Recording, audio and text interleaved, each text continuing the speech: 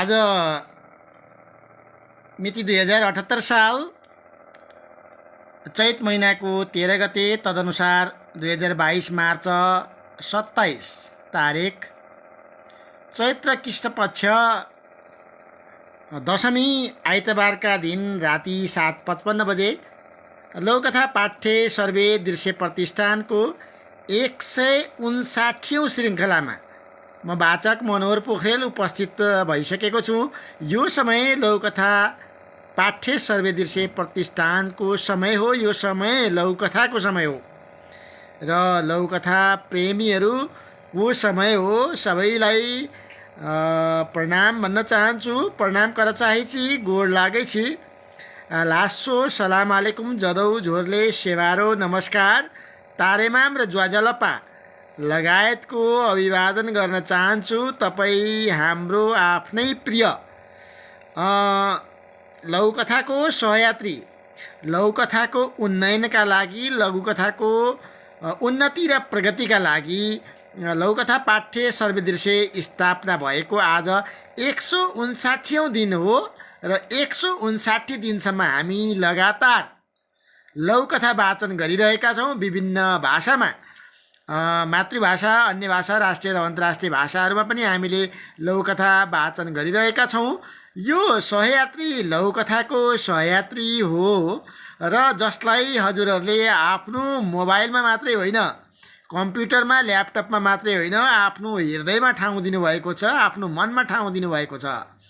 यहाँहरूकै मायाले त, यहाँहरूकै स्नेहले अनि यहाँहरूकै हौसलाले हामी एकै दिन नबिराइकन यसै समयमा समय सान्दर्भिक लघुकथाहरू लिएर आइपुग्छौँ। आज पनि हामी टुप्लुक्क आइपुगेका छौँ। यहाँहरूले प्रतीक्षा गरेर बस्नुहुन्छ भन्ने हामीलाई थाहा छ। यहाँहरूले प्रतीक्षा गरेर बस्नुहुन्छ भनेर नै हामी दैनिक श्रृङ्खलाहरूमा हामी आइपुग्छौँ र समयमै हामी वाचन गरेर हामी बिदाबारी पनि हुन्छौँ। आज हामी आइपुगेका छौँ। यहाँहरूले देखाउनु भएको यो माया अनि सद्भाव हामीप्रति सदा रहनेछ। यसका लागि लघुकथा पाठ्य सर्वे दृश्य प्रतिष्ठान कृतज्ञ छ। म पनि कृतज्ञ छु। हाम्रा आदरणीय प्रयोगकर्ताहरू, स्रष्टा, द्रष्टाहरू, श्रोता, वाचकहरू, लघुकथा प्रेमीहरू, साहित्य अनुरागी सबैलाई स्वागत छ। स्वागत मात्रै होइन, भव्य स्वागत छ, धन्यवाद छ। धेरैजना जोडिसक्नु भएको छ। राधेश्यामजी मेरो छिमेकी भाइ हुनुहुन्छ, आइसक्नु भएको छ। उहाँलाई भव्य स्वागत गरे। नवीन मिश्रजी आज दोस्रो पल्ट आउँदै हुनुहुन्छ क्यारे, उहाँलाई पनि भव्य स्वागत गरे र निरन्तरताका लागि कामना गरे। अस्ति 157औं श्रृङ्खलामा नवीन मिश्रजीलाई मैले पहिलोपल्ट देखेको थिएँ। राजवीरा सप्तरी 2 तेत्री गाछी निवासी नवीन मिश्र आइपुग्नु भएको छ। यतै गरी बौद्ध कृष्णलाल कर्ण हाम्रो शिक्षक हुनुहुन्छ, शिक्षण पेसामा लामो समयदेखि हुनुहुन्छ। उहाँलाई पनि हामी भव्य स्वागत गर्दछौँ। नवीन मिश्रले हो दाइ नमस्ते सँगै गुड इभिनिङ भन्नुहुन्छ। उहाँ बोर्डिङको संस्थापक र प्रिन्सिपल पनि हुनुहुन्छ। मैले पनि गुड इभिनिङ गरेँ, नमस्ते गरेँ। बौद्ध कृष्णलाल सरले नमस्कार मनोहरजी भन्नुभयो। मेरो पनि नमस्कार छ बौद्ध कृष्णलाल कर्ण सरलाई। Congress for the achievement of 159 series भन्नुभएको छ। यसका लागि धन्यवाद। यहाँहरूकै माया र स्नेहले हामी निरन्तर 159औं श्रृङ्खलासम्म नटुटाइकन अनवरत रूपमा हामी आइरहेका छौँ र आज हामी सुरु गर्छौँ। समय सान्दर्भिक लघुकथाहरू सुरु गर्छौँ र नेपाली लघुकथासँगै मैथिली लघुकथा पनि वाचन गर्नेछौँ। मैले आफ्नो वाचन गर्दा एउटा न एउटा मैथिली, भोजपुरी वा अन्य मातृभाषाका लघुकथा समेट्ने प्रयत्न आजसम्म गर्दै आइरहेको छु। लघुकथाको अभाव छ। सुजित ठाकुरजी पनि आइपुग्नु भएको छ लघुकथा पाठ्य सर्वे दृश्यमा। सुजित ठाकुरजीलाई पनि धन्यवाद छ र हामीलाई उहाँलाई देखेपछि भन्न मन लाग्यो, हामीलाई मैथिली भाषामा थारू र भोजपुरी लगायतका मातृभाषाहरूमा लघुकथाको कमी छ र यो लघुकथाहरू यहाँहरूले पठाइदिनु भयो भने हामी कृतज्ञ हुनेछौँ। त्यसलाई वाचन गर्नेछौँ समय मिलाएर हामीले पक्कै पनि त्यसलाई वाचन गर्ने प्रतिबद्धता व्यक्त गर्दछु। र आज पहिलो लघुकथा छ भ्रष्टाचारी नेता। भ्रष्टाचारी नेता शीर्षकको लघुकथा लेख्नु भएको छ तोयानाथ सुवेदीजीले। र लघुकथा यस प्रकार छ। लघुकथा म वाचन गर्न गइरहेको छु। लघुकथा यसरी छ। एकजना भूतपूर्व समाजसेवी मानिस थिए। हिङ नभए पनि हिङ बाँधेको टालो भने उनीसँग थियो।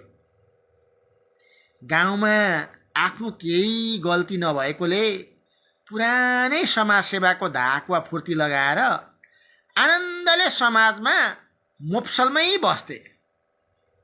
यदाकदा जिल्ला र राष्ट्रिय स्तरका नेताहरू पनि उनी कहाँ पुगिरहन्थे। यस्तै एकपटकको कुरा हो। उनको हवेलीमा सबैको जमघट भयो। कुरै कुरामा गएको सालको चुनावको कुरा उठ्यो। उनले चुनावको बेला बुथसम्म नगएको र भोट वा मत नखसालेको कुरा हावा सँगसँगै हुइकियो। मत दिएर जनताले के पाए? उत्तरमा भ्रष्टाचार, महँगी, अन्याय, अत्याचार, शिक्षाको नाममा विकृति, बेरोजगारी, बलात्कृत बन्नु परेको आफ्नै आमाको परिदृश्य, व्यथिति अनि दाजुभाइ बीचको आपसी युद्ध र द्वन्द्व आदि। नेताहरूले तै पनि नेपाली हुनुको दायित्व र नुनको सोझो गर्न भोट खसाल्न त जानु पर्थ्यो नि भनी कुरा सोझ्याए। समाजसेवीले मौकामा चौका हान्ने र जोस जमाउने मौका पाइहाले भने मलाई अहिले कति आनन्द छ, कस्तो सुख र मस्ती छ। म दिल खोलेर मन छोएर भन्न सक्छु, कमसेकम यस्ता राष्ट्रघाती, अन्यायी, देशद्रोही, आततायी, पिपासु, बलात्कारीहरूलाई छानेर पठाएको होइन भनेर गौरवसाथ व्यक्त गर्न सक्छु पनि। भोट हाल्न गएको भए के भन्थे र गर्थे म। समाप्त। लघुकथा सकियो। नर्मदेश्वर 1 ओखलढुङ्गा निवासी, हाल हेटौडाको कमानेमा बस्नुहुन्छ। विश्व मूर्ख दिवस आइरहेको छ 18 गते। त्यसको प्रतियोगिताका लागि उहाँले जुन लघुकथा पाठ्य सर्वे दृश्यले मूर्खको ताजको घोषणा गर्दैछ, पुरस्कृत गर्दैछ, त्यो विश्व मूर्ख दिवसको अवसरमा त्यो प्रतियोगिताका लागि उहाँले लघुकथा पाठ्य सर्वे दृश्य प्रतिष्ठानमा पोस्ट गर्नुभएको छ। तोयानाथ सुवेदीजीलाई यो लघुकथाका लागि हार्दिक आभार छ। चुनाव आइरहेको छ, यसै परिप्रेक्ष्यमा हामीले भ्रष्टाचारी नेता शीर्षकको लघुकथा वाचन गऱ्यौँ। चुनावमा भ्रष्टाचारी, महँगी, अन्याय, अत्याचार, विकृति, बेरोजगारी बढेको कुराहरू, व्यथिति बढेको, आपसी द्वन्द्व बढेको कुराहरू आयो। तैपनि हामी नेपाली हुनुको दायित्व र नुनको सोझो गर्न भोट खसाल्न त जानै पर्थ्यो भनेर कुरा भयो। र कुरा हुँदाहुँदै समाजसेवीले मौकामा चौका हानेर जोस जमाउने मौका पाएर भने मलाई अहिले कति आनन्द छ। म भोट खसाउन गइनँ। कमसेकम यस्ता राष्ट्रघाती, अन्यायी, देशद्रोही, आततायी, पिपासु, बलात्कारीहरूलाई छानेर पठाएको होइन भनेर गौरवसाथ व्यक्त गर्न सक्छु पनि भनेर भोट हाल्न गएको भन्थे के भन्थे र गर्थे म भनेर उनले भनेका छन्। यो मूर्ख दिवसका लागि सम्प्रेषित लघुकथा हो। मलाई लाग्छ अनि समाजसेवीले मूर्खै कुरा गरेका छन्। यहाँ भोट खसाल्न गएको भए यस्ता आततायी, पिपासु, देशद्रोही, अन्यायी, अत्याचारी, राष्ट्रघातीलाई भोट खसाएर जिताए भनेर आरोप लाग्थ्यो भन्ने डर छ। तर भोट खसाउन नजाँदा का कारण त्यस्ता मान्छेले जिते भन्ने आरोप, त्यस्ता आततायी भोट नखसाएकै कारणले गर्दा इमान्दार मान्छेले जितेनन्, बेइमानले जिते, राष्ट्रघाती, अन्याय, देशद्रोही, आततायीले जिते, अन्यायले जिते भन्ने आरोप पनि त लाग्न सक्छ। यसैले भोट खसाउनुपर्छ, आफ्नो मताधिकारको सदुपयोग गर्नुपर्छ। मताधिकारको सदुपयोग नगर्दा, मतदान नगर्दा आफूलाई बठ्याइ सम्झिने कुरा साँच्चै मूर्ख्याइ कुरा हो र यही मूर्ख्याइ कुराको कथा यहाँ तोयना सुवेदीले मूर्ख दिवसको प्रतियोगिताको लागि पोस्ट गर्नुभएको छ, प्रस्तुत गर्नुभएको छ। यसका लागि हार्दिक हार्दिक धन्यवाद व्यक्त गर्न चाहन्छु र साथीहरूलाई भव्य स्वागत गर्न चाहन्छु। राधेश्यामहरू, नवीनजी, बहुत कृष्णलाल सरले हेरिरहनु नै भएको छ। सुजी ठाकुरलाई मैले अघि नै बिन्ती बिसाएँ लघुकथाहरूका लागि र अब यसै गरी पुनम पोखरेलजी पनि हेरिरहनु भएको छ, उहाँलाई पनि भव्य स्वागत छ। पत्रकार रासस प्रतिनिधि पुनम पोखरेल हुनुहुन्छ, भव्य स्वागत छ उहाँलाई। यसै गरी सुखदेव कार्कीजी सर्लाहीबाट मानवताका पुजारी हुनुहुन्छ, मानव सेवा आश्रमका अभिभावक हुनुहुन्छ। सर्लाहीमा रहेर उहाँले मानव सेवा आश्रमको सञ्चालनमा महत्त्वपूर्ण योगदान गर्दै हुनुहुन्छ र धेरै सडक मानवहरूलाई उद्धार गरेर आश्रय दिने काममा महत्त्वपूर्ण भूमिका निर्वाह गरिरहनु भएको छ। उहाँलाई हामी सलाम गर्न चाहन्छौँ। बौद्ध कृष्णलाल सरले बडो राम्रो तर सान्दर्भिक शीर्षक रहेछ भनेर मिठो टिप्पणी गर्नुभएको छ। यो मिठो टिप्पणीका लागि बौद्ध कृष्णलाल कर्ण सरलाई सलाम भन्न चाहन्छु। हेम पोखरेलले पनि नमस्कार गर्नुभएको छ, मेरो पनि नमस्कार छ। लक्ष्मीकान्त चौधरी पनि आज धेरै दिनपछि देखा पर्नु भएको छ। अरूहरूले वाचन गर्दा देखा पर्नु भएको छ कि छैन, तर मैले वाचन गर्दा धेरै पछि मात्रै लक्ष्मीकान्त चौधरी सरलाई मैले देख्न पाएँ। कञ्चनपुरबाट हेरिरहनु भएको छ। नमस्कार सर भनेर उहाँले भन्नुभएको छ। मैले पनि जदौ गरेँ, नमस्कार गरेँ सरलाई र दोस्रो कथातर्फ अगाडि बढेँ।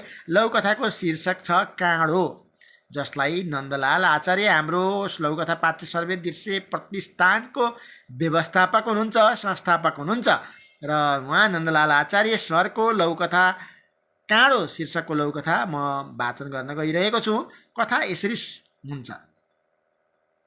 10 वर्ष पहिले भेटेको अरुण आज भेटियो। 10 वर्ष पहिले भेटिएको अरुण आज भेटियो। ऊ स्वरले चिनिने र मुहारले नचिनिने भएछ। कारण यस अवधिमा बेला बेलामा म र ऊ बीच फोन वार्ता हुने गर्थ्यो। पहिले सार सौँदो थियौँ, अहिले खजा भएछ। म पनि त्यस्तै थिएँ। खुट्टा घिसार्ने र हात कुप्रो पार्ने प्रतिस्पर्धामा म नै उछिन्थेँ भन्ने लागेको थियो। तर उसको हालत प्रत्यक्ष देख्दा मलाई पनि ऊ जित्नै निस्केको देखियो।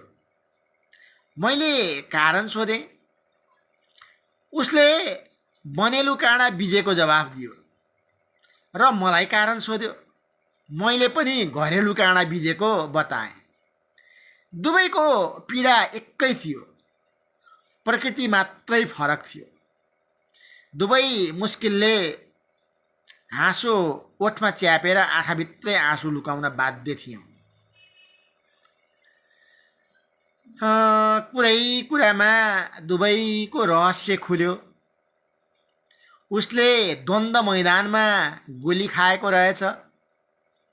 अवशेषका रूपमा केही छर्रा शरीरको अप्ठ्यारो भागमा अझै बोकेको रहेछ। मैले भने जबरजस्त पारिवारिक तनावको ढोक्रो बोकेको थिएँ र आफ्नै शरीरलाई अष्टावक्र पारेको थिएँ। सम्पन्न 2078 12-13 गते अर्थात् चैत्र 13 गते आजका दिन रचना गर्नुभएको नयाँ लघुकथा नन्दलाल आचार्यले हाम्रो लघुकथा पाठ्य सर्वे दृश्य प्रतिष्ठानमा पोस्ट गर्नुभएको छ। त्यसलाई हामीले वाचन गरे। यहाँहरूसँग पनि आग्रह छ, यहाँहरूले पनि लघुकथा हाम्रो लघुकथा पाठ्य सर्वे दृश्यमा पोस्ट गर्नुभयो भने हामीले त्यसलाई मौका मिलाएर वाचन गर्नेछौँ र यो प्रतिबद्धतासहित म अगाडि बढ्न चाहन्छु। र राधेश्यामजी आइपुग्नु भएको छ र उहाँले नमस्ते भनेर भन्नुभएको छ। हाम्रो पनि नमस्ते छ। बडा राम्रो लघुकथा वाचन थियो। यो लघुकथा माओवादी युद्धको बेलामा परेको एउटा पीर बनेणु काँडाले विजयको जवाब दिने अरुणजी पक्कै पनि माओवादी युद्धमा संलग्न हुनुहुन्थ्यो र त्यसै कारणले गर्दाखेरि उहाँलाई द्वन्द्वको मैदानमा गोली खानुभएको थियो र अवशेषका रूपमा केही छर्रा उहाँको शरीरको अझै पनि अप्ठ्यारो भागमा छ। पक्कै पनि धेरैजना द्वन्द्वका बेलामा युद्धका बेलामा शहादत प्राप्त गर्नुभयो। धेरै वीर वीराङ्गनाहरूले शहादत प्राप्त गर्नुभयो भनेदेखि कतिपयहरू अझै पनि घाइते अवस्थामा र कतिपयका शरीरमा अहिले पनि गोलीका छर्राहरू र अपाङ्गता जीवन बिताउने अवस्था छ। त्यसको बारेमा उहाँले स्मरण गर्नुभयो र आफ्नै पनि अवस्थाका बारेमा स्वास्थ्य ठिक नभएर अस्वस्थ भएको र शरीरलाई अस्टावक्र पारेर खुट्टा घिसारेर हात कुप्रो पार्ने कुरा गर्नुभयो। प्यारालाइसिस पक्षघातले पक्षघातले पीडित भएको कुरा र अर्को तर्फ चाहिँ लेखक पक्षघातले पीडित भएको कुरा र अर्कोतर्फ चाहिँ नि माओवादी युद्धमा गोलीको छर्रा खाएको र अहिले पनि शरीरका विभिन्न भागहरूमा संवेदनशील भागहरूमा अप्ठ्यारो भागहरूमा अझै पनि रहेको कुरा थियो र यो कुरामा दुवैजनाको पीडा आफ्नै आफ्नै छ। प्रकृति मात्रै फरक छ र दुवैजना मुस्किलले हाँसो ओठमा च्यापेर आँखाभित्र आँसु लुकाउन बाध्य छन्। वास्तवमा यो बाध्यता राज्यले बुझ्न आवश्यक छ, यो बाध्यता सरकारले बुझ्न जरुरी छ भन्ने कुरा पनि छ र यो यति मिठो मार्मिक भावुक बनाउने लघुकथा सँगसँगै मैले उहाँलाई हार्दिक धन्यवाद ज्ञापन गरेँ। मैले अघि भनेको थिएँ विभिन्न कथाहरू भन्ने क्रममा मैले एउटा मैथिली लघुकथा सियो कहिले ज्याएर अल्छिए नमस्कार भनेर त्यो भन्दा अगाडि आइपुग्नु भएको छ त्वयना सुवेदी। नमस्कार र सबैमा विशेष रूपमा वाचकमा भनेर भन्नुभएको छ। अमृता घिमिरेजीले पनि हार्दिक नमन सर अनि सम्पूर्णमा भन्नुभएको छ। हाम्रो पनि त्वयना सुवेदी सरलाई र अमृता घिमिरे म्यामलाई हार्दिक स्वागत छ, भव्य स्वागत छ। उहाँहरू दुवैजना हाम्रो लघुकथा पाठ्य सर्वदलीय प्रतिष्ठानको परिवारको सदस्य हुनुहुन्छ, अभिन्न अङ्ग हुनुहुन्छ।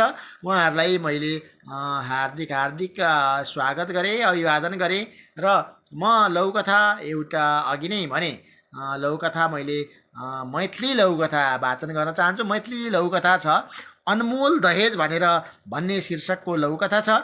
आज धुलोमा धेरै हिँडियो। कञ्चनपुर बर्मजियामा पेडा महोत्सव चलिरहेको छ आजदेखि। त्यो पेडा महोत्सवमा उद्घाटनको अवसर थियो र राष्ट्रिय सभाका अध्यक्ष सम्माननीय गणेश तिमिल सिन्हा आफै स्वयं आएर पेडा महोत्सवको समुद्घाटन गर्नुभयो र त्यो समुद्घाटन पेडा महोत्सव जो बर्मजिया राजमार्ग भएर पूर्व पश्चिम राजमार्ग भएर ओहोर दोहोर गर्ने सवारी साधनहरू एकैछिन भए पनि बर्मजियामा रोकिन चाहन्छ। बर्मजिया भन्ने बित्तिकै सबैको ओठ रसाउँछ, जिब्रोमा थुक आउँछ। आज हामी पनि त्यही स्थानमा पुगेका थियौँ। पेडा खान र चाख्नलाई मात्रै होइन, त्यहाँको पेडा महोत्सव सफल होस् भन्ने कामनाका साथ आज बर्मजिया गएका थियौँ र हुलाकी राजमार्ग हुँदै गएका थियौँ। धेरै धुलो खाइयो। आज अलिकति नाक र मुखमा अलिअलि अप्ठ्यारो भइरहेको छ, तथापि आफ्नो कर्तव्य लघुकथा पाठ्य वाचन गर्ने जुन दायित्व थियो त्यो दायित्व पुरा गर्नै पर्छ र त्यसभन्दा अगाडि मैले समाचार पठाउने दायित्व पुरा गरिसकेको छु र अब तेस्रो लघुकथा मैथिली लघुकथा अनमोल दहेज शीर्षकको लघुकथा म वाचन गर्न गइरहेको छु र यस प्रकार छ। कमलकान्त बाबू विनम्र स्वभाव के अपन माइट पाइन से जुड़ल उच्च सरकारी अधिकारी छैत। परिवार में पत्नी शोभा एकमात्र सन्तान किस्लय छथिन। किस्लय एखन अविवाहित छथिन। चार्टर एकाउन्टेन्ट किस्लय किछ लेल दिन रात विवाह के लेल अनेकों प्रस्ताव आबैत छल। चार्टर एकाउन्टेन्ट किस्लय के लेल दिन रात विवाह के लेल अनेकों प्रस्ताव आबैत छै। लेकिन कमलकांत बाबू मोने मन अपन मित्र के सुंदर मेधावी शालीन हंसमुख मिलनसार स्वभाव के बेटी संग पुत्र के विवाह तय केने छै। कन्या के सिहो बुझल छै। एक दिन कमलकान्त बाबू बालकनी में बैसल चाय पीबै छला। पत्नी शोभा कतौ बाहर से एलखिन आ त कमलकान्त बाबू देखते प्रसन्न होइत बजला, वाह, आई त अहाँके अपन संस्कृति संग लगाव आ दहेज पर जे भाषण छल हो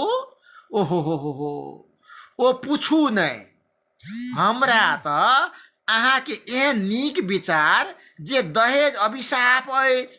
घर में लक्ष्मी रूपा पुतहु लाऊ, नहीं कि दौलत रूपी लक्ष्मी के पाछा भागू। सुन के आई कतेक प्रसन्नता भेल, तकर बखान नहीं क सकै छी। ई सब फोन पर नहीं सुन, काश हम अहाँके संग रहितौं। पत्नी हम कहैत घरक भीतर गेल आ कपड़ा बदल बाहर एली। नौकर चाह लके एलिन। चाह पीबैत पति से पूछलैत जे राकेश जी के फोन आयल छल परसू अपन बेटी वैभवी संग किसलय के विवाह तय करे लेल एताह। कमलकान्त बाबू आश्चर्य से पत्नी के देखैत बजला, ए यौ, हम जखन किसलय के विवाह अपन लंगोटिया मित्र दीनबंधु के बेटी किशोरी से करब तय केने छी, तखन बीच में ई राकेश जी कतय से एला? What nonsense, what do you mean? कतय से एला? देखू, अपन भाषा में बात करू। हम कतेको बेर मना केने छी हमरा संग अंग्रेजी में गिटिर पिटिर नहीं करू।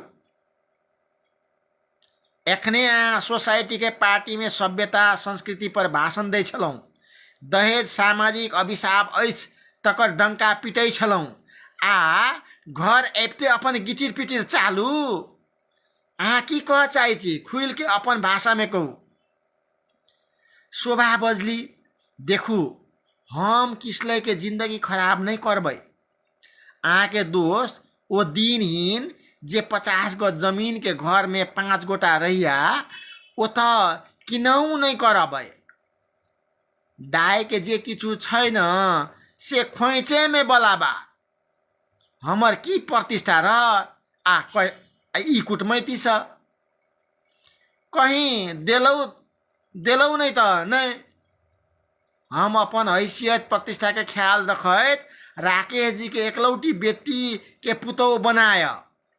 सोचियो 5000 स्क्वायर फीट में त खाली बंगला छै, आर संपत्ति के त छोड़ू, हमर बेटा के जिंदगी भर के परेशानी खत्म। यौ, अहाँ बुते त कहियो एहन कुटुम्ब नहीं भेटतै। वो त सोसाइटी सब में हमर समाज से भी विचार के चर्चा है, जाय कारण सामने से ई रिश्ता भेटल। लेकिन कमलकान्त बाबू जिद पकड़ लेला, जे किछु भ जाए हम संपत्ति के लालच में बेटा के विवाह नहीं करब। हम किशोरी के पुतौ मान्य छी आ सेहा है। हाँ नहीं, पर दोनों प्राणी के बीच बहस होमे लागल। माता पिता के बीच भेल सब बात किसलय घर में ठाड़ ब सुनलैत। अपना कक्ष में आबि के किछु बात सोचला, फिर अपना एकटा मित्र संग फोन पर किछु बात केला। अगला दिन किसलय सैर करे के लेल बाहर गेला। कनी काल बाद हुनकर मित्र के फोन कमलकान्त जी के अयलैन जे दुनू गोटे के नजदीक के मंदिर में किसलय बजा रहल छथि। जखन दुनू प्राणी मंदिर पहुँचलैन त ओतय के नजारा देख क्षुब्ध भ गेला। ओतय दीनबंधु अपन बेटी संग सपरिवार, किसलय बर के लिबास में। मंदिर में विवाह के पूरा इंतजाम देख दंग रह गेला। शोभा तमकैत बेटा से पूछलैन जे ई सब की छै। हम अहाँ के भलाई लेल बड़ पैघ घर के बेटी के तकने छी। किसलय माँ के पकड़ शांत करबैत कहलैन जे देखू, हम अहाँ दुनू में से किनको एक गोटा के पसंद से विवाह क सकै छी, त किएक न हम वही लड़की से विवाह करी जाहि में हमर भलाई के संग अहूँ सबके मान सम्मान बढ़े। माँ राकेश जी के बेटी अपना संग दौलत जरूर लक एतीन, लेकिन जे आदर आ मान अहाँ के किशोरी आ हिनक परिवार से भेटत ओ कहियो राकेश जी नहीं देता। एकर इतर माँ हमरा अपना पर भरोसा अछि, हम राकेश जी के द्वारा दियल संपत्ति अर्जित क लेब, लेकिन किशोरी वाला संस्कार वैभव में हेतैन कि नहीं तकर कोनो साक्ष्य नहीं। भले किशोरी संपत्ति संग नहीं आनतीन, लेकिन कि हिनक शिक्षा संस्कार आ शालीनता के कोनो मोल नहीं। दहेज अनमोल अछि माँ, अनमोल। अहाँ दुनू गोटे के पसंद पर बहुत सोचला के बाद हम आई किशोरी संग विवाह कर लेल दीनबंधु जी ओतय आयल छलौं, लेकिन हिनकर सबके विचार जे बिना अहाँ के सहमति से विवाह उचित नहीं, तय अहाँ सबके बजेलौं। माँ अय विवाह से अहाँ के प्रतिष्ठा बढ़त। माँ समाज के लेल अहाँ उदाहरण है। आब कहू अहाँ के की निर्णय। शोभाजी के कनी देर सोचलैत आ आगू बढ़ किशोरी के माँ के हाथ पकड़ बजली, आय के बाद हमरा पुतौह पर अपन हक नहीं देखायब। ई बात सुनता ओतऽ उपस्थित सब जन हंसय लागल। बड़ नीक सुंदर कविता मैथिली जिंदाबाद.com में ई सार्वजनिक भेल लघुकथा, जकर रचना अंजू झा करने छथिन। बड़ नीक, दहेज पर बड़ नीक व्यंग आ वास्तविकता अहिना होबाक चाही से एकटा मार्ग निर्देशन हो। शिक्षा आ मार्ग निर्देशन संगे दिशा निर्देशन, समाज के दिशा निर्देश करे वाला बड़ नीक कथा के लेल अंजू झा के मुरी मुरी धन्यवाद, बहुत रास धन्यवाद दिले चाहे छी। लघु कथा पाठ्य सर्वदलीय प्रतिष्ठान के ओर से ई कथा लघु कथा से कनी बेसी अछि, तै द्वारे इनका हम भावानुवाद करब। जैसे बुझे में नेपाली साहित्य प्रेमियों लोग छथि, मैथिली साहित्य बुझे वाला मैथिली भाषी सब तो आराम से बुझलैथ, लेकिन नेपाली साहित्य प्रेमी सबके बुझैले कनी कठिनाई भेल हेतै, तै द्वारे हम नेपालियों में भावानुवाद करेले चाहे छी। कमलकान्त बाबू विनम्र स्वभावको, आफ्नो माटी पानीबाट जोडिएको, माटो पानीमा जोडिएको एउटा उच्च अधिकारी हुनुहुन्थ्यो। उहाँको श्रीमती शोभा र उहाँ दुईजना दम्पतिको एकजना किस्लय भन्ने एकजना मात्रै पुत्र थियो, जो चाहिँ नि चार्टर एकाउन्टेन्ट थिए, तर अविवाहित थिए। र त्यो चार्टर एकाउन्टेन्ट र अविवाहितका किस्लयको लागि दिन रात प्रस्ताव आउँथ्यो विवाहको लागि। तर कमलकान्त जो उनका बुबा हुन्, उनले मनै मन सुन्दर मेधावी शालीन हंसमुख आफ्नै साथीको छोरी, हंसमुख छोरी सँग चाहिँ नि विवाह गर्ने चाहिँ नि पक्का गरेका, निधो गरेका थिए, तय गरेका थिए। एक दिन कमलकान्त बाबु बाल्कनीमा बसिरहेका थियो, त्यतिखेरै श्रीमती शोभा बाहिरबाट आउनुभयो र कमलकान्त बाबुले त्यो देखेपछि अत्यन्तै प्रसन्न खुसी हुनुभयो र भन्नुभयो, वाह, आज तिम्रो संस्कृतिसँग लगाव र दहेजमा दिएको भाषण नसोध, कति मिठो, कति राम्रो उच्च विचार। दहेज अभिशाप हो, लक्ष्मी रूपा बुहारी ल्याऊ, दौलत रूपी लक्ष्मीको पछाडि नभाग भनेर दिएको तिम्रो सार्गर्भित मन्तव्यले साँच्चै दिल छोयो, मनलाई प्रसन्न गर्यो। म त्यहाँ भएको भए कति प्रसन्न हुन्थे भन्ने कुरा गर्दै थिए। र त्यतिखेरै शोभाले वैभवीको कुरा गरिन्। वैभवीको बुवा राकेश को कुरा छ, त्यसको कुरा आयो भनेर भन्यो। यसपछि कमलकान्तले कहाँबाट राकेशको कुरा आयो, यो विवाहको कुरा मैले आफ्नो लङ्गटिया साथी दिनबन्धको छोरी किशोरीसँग गर्ने कुरा गर्दै थिएँ, यो राकेशको कुरा कहाँबाट आयो, राकेशको छोरीको कुराबाट कहाँबाट आयो भन्दा शोभाले अलिकति अङ्ग्रेजीमा झाड्छिन्, what nonsense, what do you mean. कतै सकेला मतलब भनेर सोध्छिन् र उनले कमलकान्त बाबुले आफ्नै भाषामा बोल, अङ्ग्रेजीको गिटिर पिटिर नगर भनेर भन्छन् र आफ्नै भाषामा फेरि लघुकथा सुरु हुन्छ।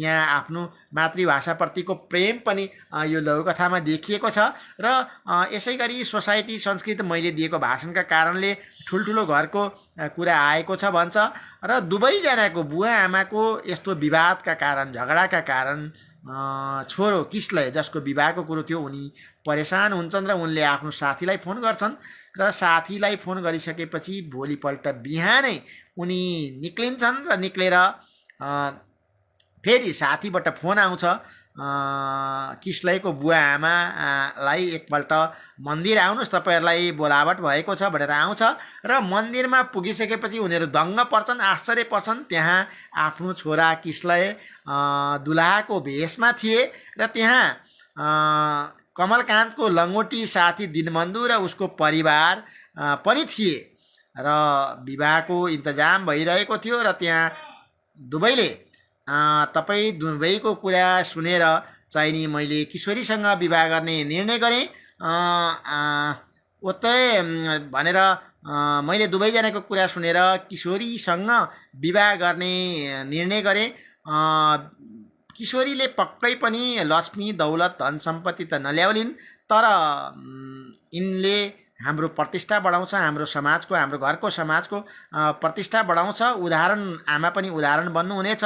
यसले ल्याउने संस्कार भैभवीमा छ कि छैन, तर किशोरीमा भएको शिक्षा संस्कार चाहिँ नि त्यो चाहिँ नि अनमोल दहेज हो। त्यो जतिको ठुलो दहेज दाइजोहरू हुँदैन। यसैले आमा यसलाई स्वीकार भनेर मनाउन खोज्छ छोराले र एकछिन सोच विचार गरेर किसलयको आमा कमलकान्तको श्रीमती शोभाजीले पनि केही बेर सोचेर अगाडि बढ्छिन् र भन्छन् अब किशोरी मेरो बुहारी बहिनी, यसमाथि आफ्नो अधिकार नजमाउनु भनेर आफ्नो सम्धिनीलाई अर्थात् किशोरीको आमालाई हात पक्रिँदै भन्छन् र सबैजना यो कुरा देखेर हाँस्छन्, खुसी हुन्छन्। हामी पनि खुसी हुन्छौँ यस्ता कुरा सुनेर। हुनुपर्ने यस्तै हो, समाज यस्तै गरिकन अगाडि बढ्नुपर्छ र समाजलाई एउटा मार्गदर्शन गर्नका लागि अन्जु झाले महत्त्वपूर्ण रचना गर्नुभएको छ। यसका लागि हार्दिक धन्यवाद ज्ञापन गर्न चाहन्छु र अर्को लघुकथा वाचन गर्न चाहन्छु। यही बिचमा मिसु श्रेष्ठ थपलिया आउनुभएको छ, मिठो स्वरका धनी मिसु श्रेष्ठ थपलिया हेरिरहनु भएको छ, उहाँलाई भव्य स्वागत छ। तोयरा सुवेदीले अखनक तक तराई भेग में शिक्षित समाज में दहेज पर जेना पहिला छला अखन तक तेन छै, कोनो परिवर्तन नहीं भेला, पहाडों में ये प्रथा सुरु भ गेले भनेर भन्नुभएको छ। साँच्चै रोगले त यो त सरुवा रोग हो, एउटाबाट अर्कोमा सर्दै जान्छ। यसैले रोगलाई नियन्त्रण गर्न, निमिट्यान्न पार्न हामी सचेत वर्ग, शिक्षित वर्गको भूमिका महत्त्वपूर्ण छ। यस्तो उदाहरणीय व्यक्तित्वहरू पनि समाजमा देखा परिरहनु भएको छ, तर भित्रै बाहिर विरोध गर्ने, भित्रै दाइजो लिने प्रवृत्ति पनि छ। तर कमसेकम दाइजोको बाहिरी रूपमा जुन ढङ्गले समर्थन थियो, अब आजकल चाहिँ नि त्यस्तो बाहिरी रूपमा दहेजको दाइजोको समर्थन गर्ने अवस्था चाहिँ छैन। यो पनि एउटा एक कदम अगाडि बढेको अवस्था हो। यसका लागि चाहिँ नि प्रसन्नता गर्नैपर्छ। कम्तीमा दाइजो राम्रो कुरा हो भनेर कसैले भन्दैन। हिजो हाक्काहाक्की दाइजो लिन गर्व गर्ने टाउकोहरू अब दाइजोको कुरा चाहिँ नि गर्वसाथ गर्दैनन्, शिर निराउँछन् र लुकाउँछन्, दाइजो लिनु हुँदैन नै भन्छन् बाहिर। खैर यो कुरा भित्र पनि त्यस्तै होस्। यसै गरी तोयरा सुवेदीले नमस्कार सबैमा, विशेष रूपमा वाचकमा भन्नुभएको छ, उहाँलाई पनि धन्यवाद। सन्तोष कुमार देव पनि आउनुभएको छ, सम्भवतः उहाँ काभ्रेमा हुनुहुन्छ हो क्या अरे हिजो आज जागिरको सिलसिलामा, उहाँलाई भव्य स्वागत छ। र सबैजनालाई लघुकथा चाहिँ नि हेरिदिनका लागि, टिप्पणी गरिदिनका लागि चाहिँ नि मैले आग्रह गरेँ, अनुरोध गरेँ, अपिल गरेँ। टिप्पणीहरू भयो भने मैले वाचन गर्ने नै छु पक्कै पनि। मैले देखेको टिप्पणीहरू यति नै छन्, अरूहरू पनि होलान् भने मैले त देखिरहेको यति मात्रै छु। चौथो कथामा, लघुकथामा जान चाहन्छु, जसको शीर्षक एजेन्डाज हो, जसलाई विष्णु उप्रेतीजीले लेख्नु भएको छ। कथा यसरी छ। हन कता लाग्यो हरिबहादुर? हातमा डोरी जस्तो पनि देख्छु, आँखाभरि आँसु छ, खुट्टा पनि राम्रो टेकिएको छैन, के भयो?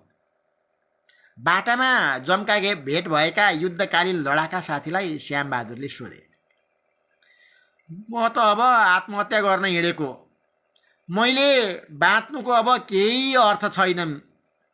मेरो बिजोगको कथा व्यथा कसलाई सुनाएर के भो र? मेरो बाटो नछेक अब, मलाई मर्नै निको छ अब। हिजो सँगै युद्ध लडियो, आज त्यसैको परिणामले यह लीला समाप्त गर्न विवश छु। हरिबहादुरले कुण्ठा र निराशाको पराकाष्ठा पोखे। हन के भो त, कस्तो समस्या आइपर्यो? आज मर्नै मन लाग्ने भन्दै साथीको हातको डोरी खोसे श्यामबहादुरले। होइन श्याम, तँलाई थाहा छैन, एउटा छोरो युद्धमा मारियो, अर्को जीवनभरिको अपाङ्ग छ, श्रीमती डिप्रेसनमा गएर विक्षिप्त छ, आम्दानीको बाटो केही छैन, बजार भाउले आकाश छोयो, घरमा अन्न छैन। म यो बुढो शरीर लिएर बनिबुतो गर्न सक्न छाडे, अनि बाँचेर के सार्छ? आँसु पुस्दै हरिबहादुरले भने, होइन हरिबहादुर, त्यसो होइन। अब त हामी खुसी हुनुपर्छ, हाँस्नुपर्छ। हाम्रो युद्ध सफल भयो। आज यो देश हाम्रो एजेन्डामा चलेको छ। सामन्ती राज संस्था दुलो पस्यो, गणतन्त्र आयो, हाम्रै साथीहरू मन्त्री छन्। श्यामबहादुरको कुरा सुनेर 81 अट्ठासँग हाँस्दै हरिबहादुर कराए, हो त, हाम्रै एजेन्डामा देश चलेको छ। समाप्त। साँच्चै यो नेताहरूलाई देश कसको एजेन्डामा चलेको छ भनेर तिखो बाण चाहिँ नि विष्णु उप्रेतीजीले चलाउनु भएको छ। एजेन्डा वास्तवमा यो कसको एजेन्डामा चलेको छ? किसानको एजेन्डामा चलेको छ देश, मजदुरको एजेन्डामा चलेको छ देश, लेखकको, बुद्धिजीवीको, शिक्षकको, बालबालिकाको, ज्येष्ठ नागरिकको कसको एजेन्डामा चलेको छ देश? प्रजातन्त्र, लोकतन्त्र, गणतन्त्र, सङ्घीयता, हामीले मागेको धेरै कुराहरू, चाहेको धेरै कुराहरू थोरै अवधिमा धेरैवटा व्यवस्थाहरू परिवर्तन भयो र आज युद्धमा सँगै लडेका साथीहरू मन्त्री छन्। त्यसैमा खुसी छन् हरिबहादुरहरू भने श्यामबहादुरहरू बिलौना गर्दै आत्महत्या गर्नका लागि अग्रसर छन्। बुढो शरीर लिएर के गर्नु, युद्धमा छोरो मारिएको चिन्ता, जीवनभरिको अपाङ्ग अर्को, श्रीमती डिप्रेसनमा, आम्दानीको बाटो छैन, बजार भाउ आकाश छोइएको छ, घरमा अन्न छैन, यस्तो छ। उनीहरूको बारेमा पनि राज्यले सोच्नुपर्छ। तर एउटा कुरामा खुसी छ उनीहरू, कम्तीमा युद्ध सफल भयो, हाम्रो एजेन्डामा देश चलिरहेको छ भनेर गर्व गरिरहेका छन्। यो गर्व साँच्चकै गर्व गर्ने स्थितिमा हुन्। हरिबहादुर र श्यामबहादुरले मात्रै होइन, मन्त्री बन्नेहरूले, गाडी चढ्नेहरूले, महल चढ्नेहरूले पनि, ती नेताहरूले पनि श्यामबहादुर र हरिबहादुरको त्याग तपस्याप्रति गर्व गर्ने परिस्थिति सिर्जना होस् र एजेन्डामा चलोस्। उनीहरूको एजेन्डामा मजदुरहरूको, किसानहरूको, शिक्षकहरूको, विद्यार्थीहरूको, कर्मचारीहरूको, लेखकहरूको एजेन्डामा मुलुक चलोस् भनेर कामना गर्छु। सिर्जनानगर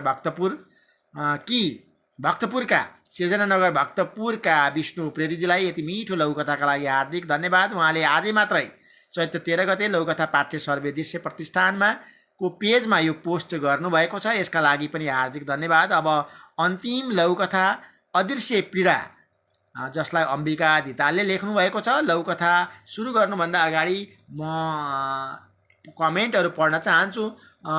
नवीन मिश्र जो निजी विद्यालयका संस्थापक प्रिन्सिपल हुनुहुन्छ नवीन मिश्र।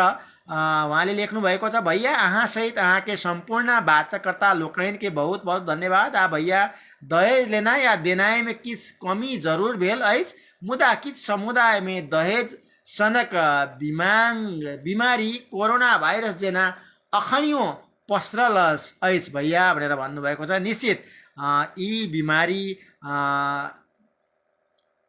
घटेक क्रम छे। हम तखनियो कहलूँ कमती में दहेज लय के लेल काल्हि एकटा गर्व करे छला लोक सब, तोर बेटा कते लेलकै, तोर बेटा में तू कते लेली दहेज, 2 लाख 2 लाख, हम अपन बेटा में तो 3 लाख ले लिए, ई कहे गर्व करे के परिस्थिति छले। कमती में आए दहेज लेनाई पाप छी, अभिशाप छी कही के घृणा करे छे, ई तो एक निक गप छी।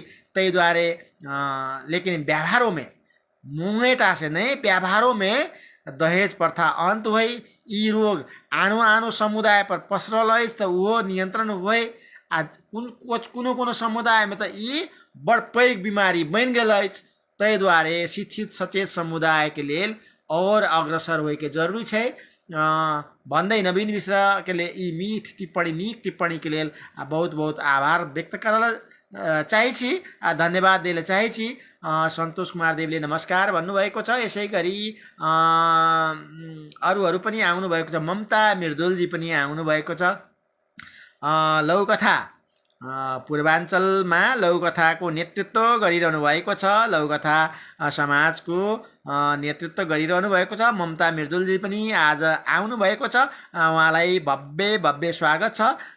यसै गरी कति राम्रो लघुकथा भनेर टिप्पणी गर्नुभएको छ। यो मिठो टिप्पणीका लागि ममता मृदुलजीलाई हार्दिक हार्दिक धन्यवाद ज्ञापन गर्न चाहन्छु। नवीन मिश्रले हाँ भनेर भन्नुभएको छ, धन्यवाद भन्न चाहन्छु। हाम्रो प्रत्येक दिन 7:55 में सुरु हुने लघुकथा पाठ्य सर्वदृश्य प्रतिष्ठानको फेसबुक पेजमा आइदिनु हुनेछ र सुनेर हामीलाई प्रतिक्रिया दिनुहुनेछ, हौसला बढाइदिनु हुनेछ।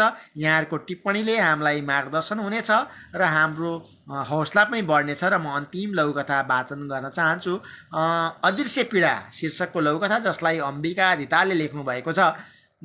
यसरी सुरु हुन्छ। म कक्षामा गृह कार्य परीक्षण गर्दै थिएँ। पालो पवित्राको आएको थियो। उनको कपी परीक्षण गर्दा मनमा निकै आनन्द आउँछ। कति राम्रा अक्षर, कति सृजनात्मक र तार्किक लेखन हुन्छ उनको।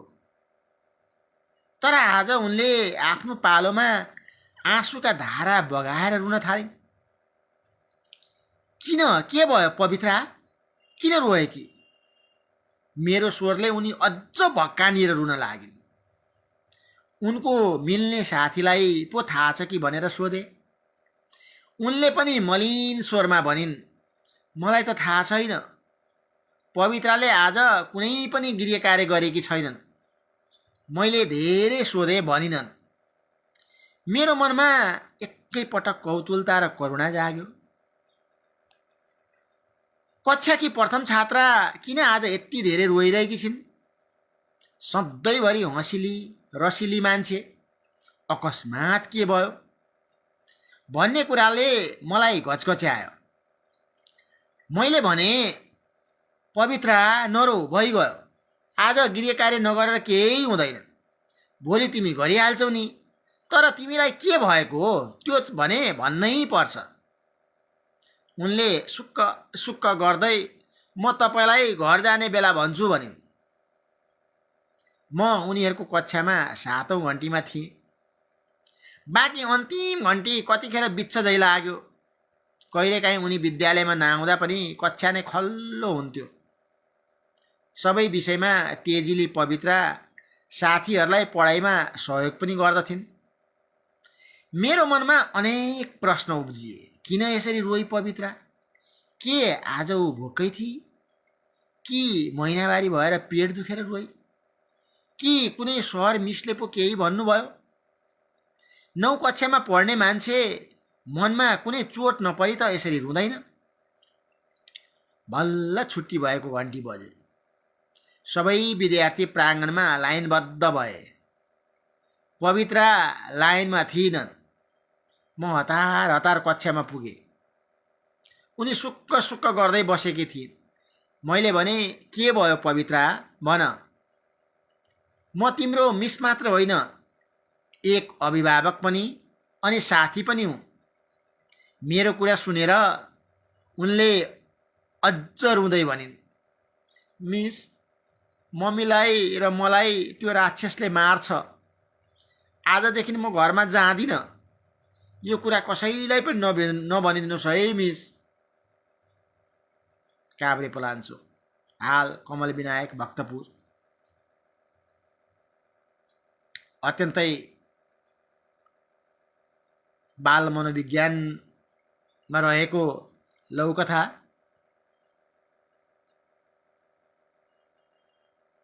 भय, त्रास, डरका कारणले गर्दा बाल मनोविज्ञानमा पर्ने प्रभावले एउटा मान्छेलाई कति फरक पार्दो रहेछ, कति प्रभाव पार्दो रहेछ। कक्षाकी प्रथम छात्र, सुन्दर अक्षर र साह्रै तार्किक कुरा लेख्ने छात्रालाई आज परेको एउटा डर, त्रास, प्रभावका कारण उनले लेख्न पढ्न छोडेकी छिन्, बिर्सेकी छिन् र बाल मनोविज्ञानमा ठुला मान्छेका कर्तुतले पर्ने प्रभावहरूको बारेमा दर्शाउन खोजिएको छ। कमल विनायक, भक्तपुर, हाल बस्नुहुने अम्बिका धितालजीलाई यो अदृश्य पीडा लघुकथाका लागि हार्दिक हार्दिक धन्यवाद छ। साँच्चै बालबालिकाहरूले धेरै कुराहरू बोल्न सक्दैनन्, रोएर आफ्नो मन हलुका पार्छन्, तर ठुला मान्छेका कारणले गर्दाखेरि प्रभाव पार्छ र उनले चाहिँ नि मम्मीलाई र मलाई त्यो राक्षसले मार्छ भनेर भनेकी छिन्। साँच्चै यहाँ चाहिँ नि अदृश्य व्यक्ति राखिएको छ र अदृश्य व्यक्तिले दिएको पीडा छ। त्यो सम्भवतः बालिकाकी बुवा पनि हुन सक्छन् या अरू कोही व्यक्ति पनि हुन सक्छन् र त्यही कारणले घर पनि जाँदिनँ, घर पनि जाने अवस्था छैन, तर यो कुरा कसैलाई भन्ने अवस्था पनि छैन भनेर चाहिँ नि मिसलाई कम्तीमा यो कुरा कसैलाई नभनिदिनुहोस् भनेर उनले आफ्नो अभिभावक सम्झेर जब भनिन्, अभिभावक हुँ भनेर मिसले विश्वस्त तुल्याएपछि उनले भनिन्, त्यहाँ यो कुरा पनि देखाइएको छ, शिक्षकहरूले चाहिँ अभिभावकत्वको विश्वास दिलाउन सके भने शिक्षकहरूलाई पनि धेरै कुरा विद्यार्थीहरूले बताउँछन्। र लघुकथा सक्यो। हामीले नेपाल अनि नेपालीका परिवर्तित आकाङ्क्षाहरूले सम्पूर्ण नेपालीहरूको श्रीवृद्धि हुन सकोस् भनेर कामना गर्न चाहन्छौँ। लघुकथा पाठ्य सर्वदृश्य प्रतिष्ठानको तर्फबाट हामीहरू साहित्यको उन्नयनका सँगसँगै समाजलाई दिशानिर्देश पनि गर्न चाहन्छौँ र नेपाल अनि नेपालीको आकाङ्क्षाहरू जुन छ त्यो चाहिँ नि श्रीवृद्धि होस्, पुरा होस् भन्ने कुरा गर्छु र एक आपसमा हामी जुनसुकै जाति, भाषा, धर्म, संस्कृति, भूगोल, लिङ्गका भए पनि एकले अर्कालाई सम्मान गर्ने, एकले अर्कालाई प्रेम गर्ने वातावरण बनोस्। नेपाली जन्मा भातृत्व झन्झन गाढा होस् भनेर हार्दिक शुभकामना व्यक्त गर्न चाहन्छु। पहिचानको दौडधुप त चलिरहेकै छ, अझै बेजोडले कुदिरहेको छ हाम्रो नेपालमा र यो पहिचानको दौडमा नेपाल अनि नेपालीका परिवर्तित आकाङ्क्षाहरू सम्पूर्ण नेपालीहरूको पहिचानलाई आत्मसात गर्दै अगाडि बढ्न सकुन्। भाषा अनि बोली दुवैको सम्मान होस्, व्यक्तिको सम्मान होस्। त्यो सिद्धान्तले मात्रै होइन, व्यवहारले पनि एकले अर्कालाई प्रेम र सम्मान गर्ने भातृत्व झन्झन गाढा बन्दै जाओस् र समाजको उन्नयन होस् भनेर श्रीवृद्धिको कामना गर्दै आज हेरिदिनु हुने लघुकथा पाठ्य सर्वदृश्य प्रतिष्ठानमा श्रोताको रूपमा, दर्शकको रूपमा आइदिनु हुने सबै साहित्य अनुरागीहरूलाई र पाँचैजना लघुकथाकारहरू जसको लघुकथा आज हामीले वाचन गऱ्यौँ, सुन्दर लघुकथा भएकोले हामीले छनौट गऱ्यौँ लघुकथाकारहरूलाई र श्रोताहरूलाई, दर्शकहरूलाई विशेष धन्यवाद ज्ञापन गर्न चाहन्छु। र यो धन्यवाद ज्ञापन गर्दै रेकर्डमा पनि पछि हेर्न सक्नुहुनेछ, पछि रेकर्डमा हेर्नुहुने पनि सबैलाई अग्रिम धन्यवाद ज्ञापन गर्दै आज यहाँहरूका बिचबाट बिदा हुने बेला भइसक्यो। बिदा हुन चाहन्छु र नमस्कार गर्न चाहन्छु लघुकथाको जय होस्, यहाँहरूको जय होस्, हामी सबैको जय होस्। शुभरात्रि।